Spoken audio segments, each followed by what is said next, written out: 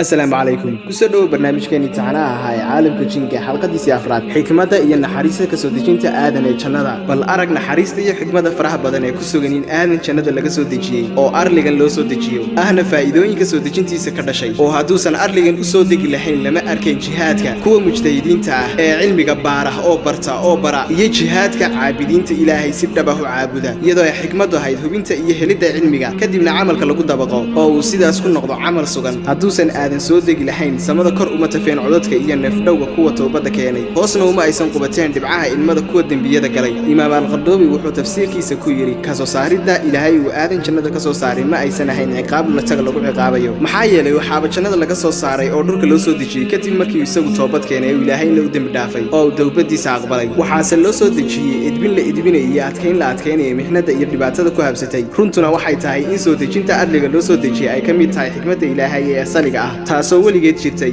ahna inuu aadan ubadkiisa arligan ku faafiyo marka cunidda xabadaas miraha geedka laga reebay ee uu cunay waxay sabab u noqotay in arliga loo soo dejo ilaahayna waa midka wuxuu doono fala ilaahay subxaanahu wa ta'aala markuu toobada aadan aqbalay wuxuu u waxyooday oo u cadeeyay una ilhaamiyay waxay naftiisu ku xasishay cabsidii aadan haysay kurbadiina ka dulqaaday wuxuuna eebba ku yiri aadan waxaad ka soo degatay daarta dhawaashada ee ilaahay u dhow waana jannade hatiiraayoon maxaa yeelay anigu waan ku dhawahay waxa la iga baryana qofka iga baryo waan siiyaa sidii dhawaashaha aan jannada kuugu dhawaa wuxuu la mid yahay dhawaashahaygaan arliga kuugu dhawahay waana maqlaa oo siiyaa kuwa i barya waxay iga baryaan hadday bixidda jannada lagaa bixiyey uu qalbigaagu ku jabay sida dhacdayba anigu waxaan ahaa agtaada iyo midka u dhow oo aan kabaa kuwa qulubtoodu aniga daraadday ay u jabeen oo waxaa qalbiga laga dhigay sida quraarad khafiif ah oo taag daran oo hadday jabto kala daadanaysa sidaasoo kale ayuu qalbiguna u taag daran yahay eriyidda ibliis markii ibliis samada laga soo eriyey kadib markuu muddo dheer adeegayay ibliis waxa uu yidhi ilaahayow miyii hadhay bar aan ku sujuudin markaasuu eebbe subxaanahu wa tacaala yidhi u sujuud aadan markaasuu ibliis yidhi ma aniga adiga fadli yeelaysaa iga kormarinaysaa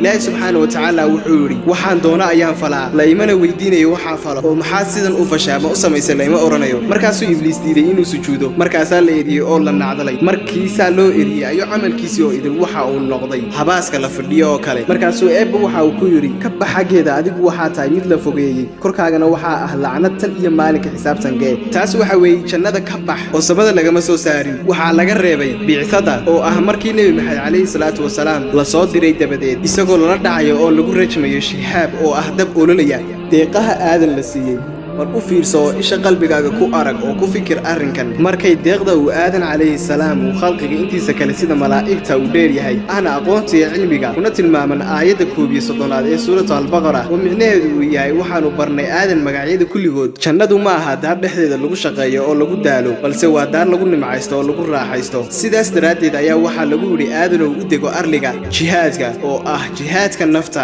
iyo shahawaadka nafta naftu waxay doonayso waxaad uga adkaataa shaqo badan oo adag oo dhib ah oo aad kula jihaadid waxaa hadalkaas ka cad inaysan adduunyadani intay doontaba ha dheeraatee ayna waxba ahayn marka la fiiriyo nimcooyinka aakhiro taasoo waaraysa iyadoo adduunka dhammaanayo wax dhammaanayana waxba ma ahan marka loo fiiriyo waxa waaraya sawirnimada ibliis markuu ibliis korkiisa nacdal ha ahaatee xaasilnimadu waa aadan u qaba muujiyey wuxuu ku dadaalay inuu dhibaateeyo ilaa uu sabab u noqday kasoo saaridda jannada caalimka magaciisu yahay al-yaafici wuxuu kitaabkiisa nafaxaatu al-azhaari ugu wariyey cali bin abi taalib inuu nebi maxamed calayhi salaatu wasalaam yidhi waxaa igu soo degay jibriil wuxuuna yidhi shay walba wuxuu leeyahay sayid oo ah hogaamiye ama madax basharkana waa dadkee sayidkoodu waa aadan dhasha aadan oo ah bila'aadanka oo idinla sayidkoodu waa adiga waxaana taageeraya xadiidka fatxu albaari bisharxi saxiix al-bukhaari iyadoo Umar bin Khadaab Abu Bakar waa sayidkeena wuxuuna xoreeyay sayidkeena oo Bilaal ah kaasoo uu iibsaday ama uu xoreeyay isagoo adoon ah sawirka ibliis ma uusan garan in aadan haddii jannada laga soo saaray deeqiisu kaamil noqonayaan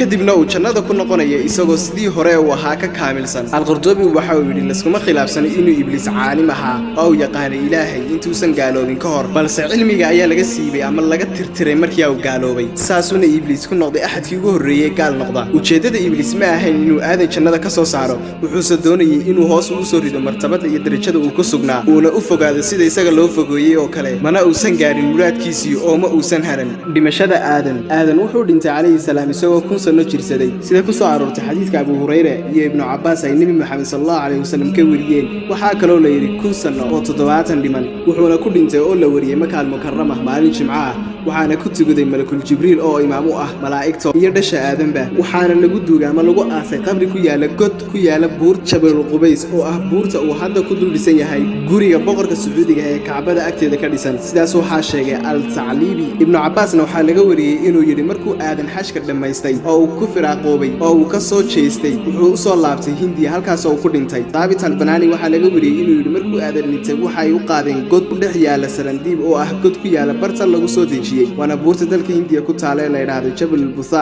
maalinkii aadan uu geeriyooday calayhi salaam waxaa madoobaaday qoraxda iyo dayaxaba kuwaasoo madoobaa maalinkii oo dhan xaaw waxay aadan dabadii noolayd hal sano waxaa kaloo la wariyay inay noolayd 3 maalmood ka bacdi dhimashadiisii waxaana lagu aasay dhinaciisa